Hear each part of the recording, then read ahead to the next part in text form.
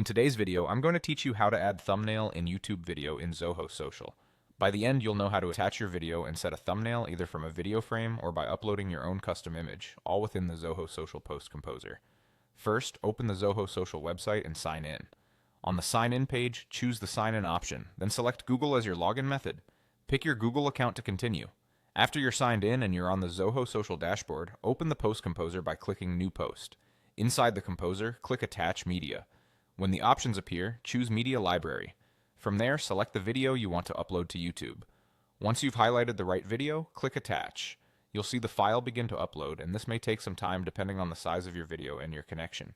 Keep the tab open and wait for the upload to complete so all the next options become available. When the video is ready, you'll see thumbnail choices generated from frames of your video. If one of these frames works, simply select it and you'll see the preview update. This is a quick way to pick a thumbnail that already matches your content without any extra editing. If you prefer a branded or designed thumbnail, click the plus button to upload your own image. In the file picker, choose desktop if that's where your file is saved. Then select your thumbnail image and click attach to confirm. Once attached, the custom image will appear as your video's thumbnail preview. A few tips to help your thumbnail look great on YouTube. Use a 16:9 aspect ratio, ideally 1280 by 720 pixels, and save it as a JPG or PNG. Keep the file size small enough to upload quickly, and aim for strong contrast and large readable text.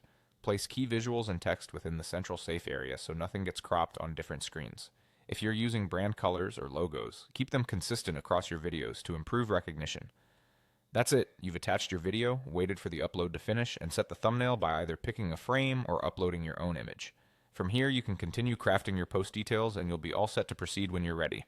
Thanks for watching, and I hope this walkthrough made adding thumbnails in Zoho Social clear and simple.